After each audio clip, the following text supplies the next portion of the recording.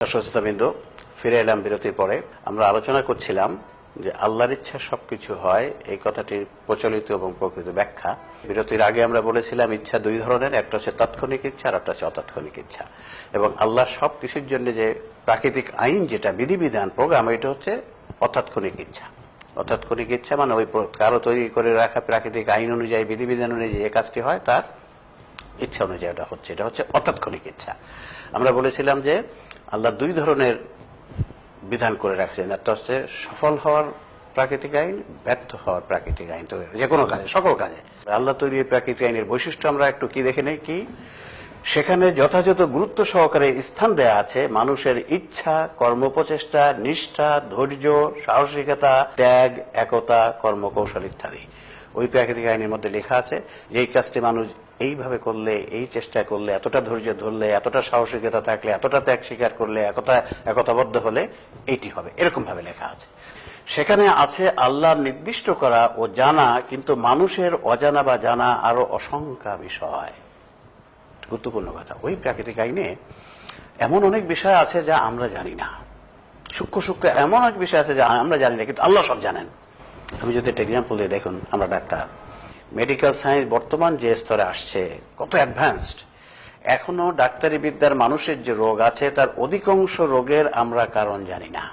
তার মানে ওই রোগটা হয় কি কি কারণে তা জানি না। ওই প্রাকৃতিক আইনের যেসব বিধান আছে আমরা সব জানি না, আমরা ওর চিকিৎসা জানি না সব। এই জন্য গবেষণা চলছে, কিন্তু নবী করিম সাল্লাল্লাহু আলাইহি ওয়াসাল্লাম বলছেন এমন কোন রোগ নাই যার চিকিৎসা নাই, আমাদের জানা নাই। তাহলে মানুষের অজানা আরো অনেক কিছু আছে যেটা ওই প্রাকৃতিক আইনে আছে, আমরা সব জানি না। আর কি, আল্লাহ ব্যতীত কেউ এই প্রাকৃতিক আইনের বিধান পরিবর্তন করতে পারে না। আল্লাহ যে প্রাকৃতিক আইন করে রাখছে, প্রোগ্রাম করে রাখছে, নীতিমালা করে রাখছে, কারো সেটা পরিবর্তন করার সাধ্য নাই। ওই নিয়ম অনুযায়ী আমাদেরকে করে সফল হতে হবে, আর আল্লাহর করা ব্যর্থ করার নিয়ম অনুযায়ী যদি আমরা কাজ করি ব্যর্থ হবে। তাহলে ওই প্রাকৃতিক আইন অনুযায়ী আমাদেরকে চলতে হবে। জান্নাতে যাওয়ার জন্য আল্লাহ একটা প্রাকৃতিক আইন করে কোরআন সুন্নাহর মধ্যে জানিয়ে দিয়েছে, এই হলে তুমি জান্নাতে যাবা। আবার জাহান্নামে যাওয়ার জন্য প্রাকৃতিক আইন করছে, এই কাজ করলে তুমি জাহান্নামে যাবা। এখন যদি আমরা আল্লাহর ইচ্ছা কথাটির প্রকৃত অর্থ অনুযায়ী পূর্বে উল্লিখিত আয়াত ও হাদিস সমূহের ব্যাখ্যা যদি আমরা দেখি, আয়াত এবং হাদিস থেকে মুসলিম সমাজে চালু হয়েছে বা সারা বিশ্বেই মানুষে কিন্তু এই জানে সব আল্লাহর ইচ্ছা। কেউ গডস উইশ, আমরা বলি আল্লাহর ইচ্ছা, তারা বলে গডস উইশ, ভগবানের ইচ্ছা। ভগবানের ইচ্ছা সব ধর্মে এটা আছে, এই কথাটা এইভাবে চালু হয়ে গেছে।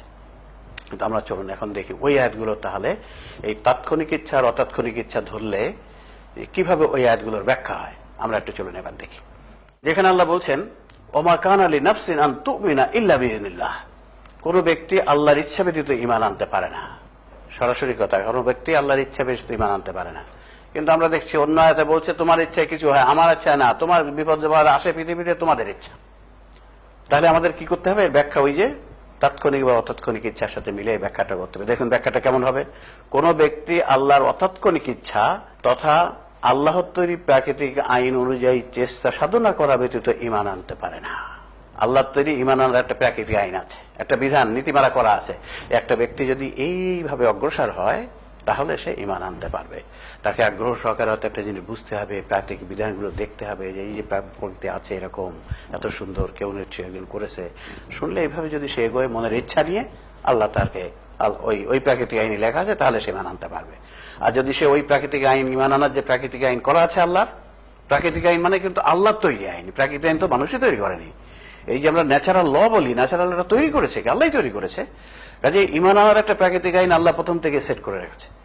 ওই পথ অনুযায়ী যে চেষ্টা করবে তাই ঈমান আনবে। আর ওর ঈমান থেকে দূরে চলে যাওয়ার প্রাকৃতিক আইন করা আছে। কেউ যদি ওই অনুযায়ী চেষ্টা সাধনা করে সে ঈমান থেকে দূরে সরে যাবে, এই কথাটা এখানে বলা হলো। আবার চলুন দেখুন, ওমা তাশাউনা ইল্লা আইয়াশা আল্লাহু রাব্বুল আলামিন, আর তোমাদের ইচ্ছায় কিছুই হয় না যতক্ষণ না রব্বুল আলামিন আল্লাহ ইচ্ছা করেন। সোজাসুজি দেখলে তো মনে হয় তো কিছুই আমাদের ইচ্ছা হয় না, কিন্তু সবসময় মনে রাখতে পরস্পর বিরোধী কথা নাই। আল্লাহ তো কোরআনে বলছে যে জাতি নিজের অবস্থার পরিবর্তন করে না, আমি তার অবস্থার পরিবর্তন করি না। কাজে ওই এর সাথে মিলাতে হবে। চলুন আমরা একটু মিলাই কি হবে এর ব্যাখ্যা। আর তোমাদের তাৎক্ষণিক ইচ্ছায় কিছুই সংগঠিত হয় না, সবকিছু সংগঠিত হয় যখন রব্বুল আলামিন আল্লাহর অতাৎক্ষণিক ইচ্ছা তথা আল্লাহ তৈরি করে রাখা বিধিবিধান অনুযায়ী তোমাদের তাৎক্ষণিক ইচ্ছা কর্মপ্রচেষ্টা প্রয়োগ করা হয়। ওখানে আল্লাহ সেজন্য বলছে তোমাদের ইচ্ছায় কিছু হয় না, মানে তোমাদের তাৎক্ষণিক ইচ্ছায় কিছু হয় না। যতক্ষণ না তোমরা আল্লাহর তাৎক্ষণিক ইচ্ছা অনুযায়ী কাজটা যখন করো তখনই সেটা হবে। তাহলে ব্যাখ্যাটা কত সুন্দর। তোমাদের তাৎক্ষণিক ইচ্ছায় কিছুই সংগঠিত হয় না, সবকিছু সংগঠিত হয় যখন রব্বুল আলামিন আল্লাহর অতাৎক্ষণিক ইচ্ছা, অর্থাৎ আল্লাহ তৈরি করে রাখা বিধিবিধান অনুযায়ী তোমাদের তাৎক্ষণিক ইচ্ছা কর্ম প্রচেষ্টা প্রয়োগ করা হয়।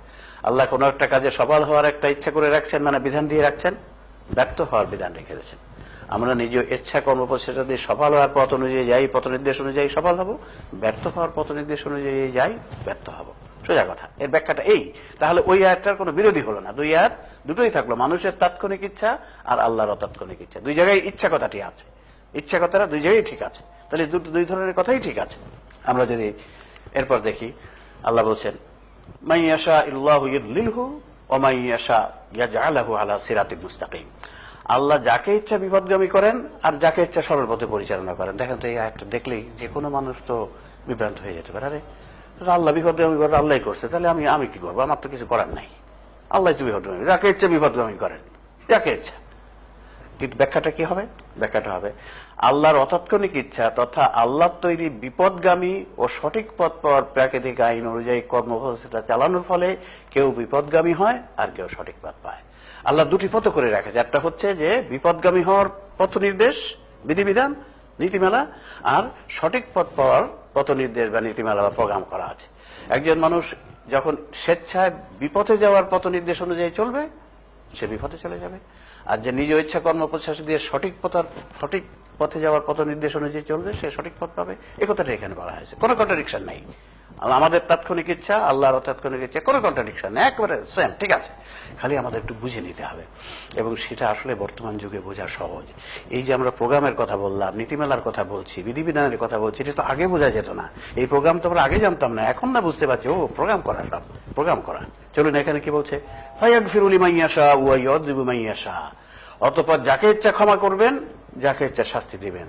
আরে সর্বনাশ, শুনেই তো মনে হয় তাহলে তো সব তো আল্লাহর ইচ্ছা, আমার তো কিছু আর করার নাই, সব তো আল্লাহ ইচ্ছা। কারো হচ্ছে ক্ষমা, তাহলে আল্লাহকে ও আমার বন্ধু, ওর শত গুনাহ মাফ করে দিয়ে ওরে পুরস্কার দিলাম, ও আমার শত্রু, ওরে সব আটকে ধরবো, ওরে জাহান্নামে দেবো, তাই কি তাহলে হলো আল্লাহর ইচ্ছা? না, আল্লাহ সেইভাবে ইচ্ছা করবেন না, আল্লাহ তো ইনসাফ করবেন, আল্লাহ ইনসাফ করবেন। ব্যাখ্যাটা কি? আল্লাহর অতাৎক্ষণিক ইচ্ছা তথা আল্লাহ তৈরি করা এবং কোরআন সুন্নাহর মাধ্যমে জানিয়ে দেয়া ক্ষমা ও শাস্তি পাওয়ার প্রাকৃতিক আইন অনুযায়ী কর্মপ্রচেষ্টার ফলে কেউ ক্ষমা ও কেউ শাস্তি পায়।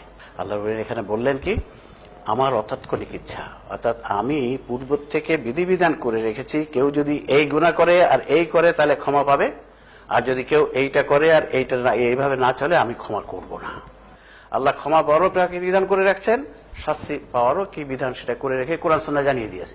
এই হলে ক্ষমা পাবা, এই হলে ক্ষমা পাবা না, শাস্তি পাবা, বেশ সেই অনুযায়ী চললে আমরা ক্ষমা পাবো, না হলে তার ক্ষমা পাবো না। এই কথাটা এখানে জানিয়েছেন।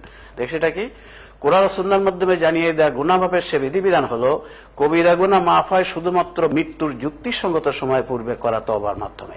এই আল্লাহ জানিয়ে দিয়েছে। তুমি কবিরা গুনাহ করতে পারো, তুমি দুর্বল, তুমি এত ধোঁকায় পড়ে করেছো। আল্লাহ বলছে আমি মানুষকে সৃষ্টি করেছি দুর্বল ভাবে, দুর্বল করে, সে গুনাহ করবে আমি জানি, এই জন্য আমি বিধানকে দিয়ে রাখছি, আমার অতাৎক্ষণিক ইচ্ছা কি করে রাখছি, যে তুমি যদি কোনো কবিরা গুনাহ করে ফেলো সাথে সাথে তওবা করবে। আল্লাহ বলছে ইন্নামাত তাওবাতু আলাল্লাযিনা ইয়ামালুনা সুআ বিজাহালাতিন সুম্মা ইয়াতুবুনা মিন কারীব, যে কেউ যদি গুনাহ করে ফেলে সাথে সাথে তওবা করে আমি তার গুনাহকে মাফ করে দেব। মাফ করবে না, আল্লাহ বলছে ওই কবিরা গুনাহকে আমি সব করে দেব। তাহলে এই হচ্ছে গুনাহ থেকে মাফ পাওয়ার বিধান।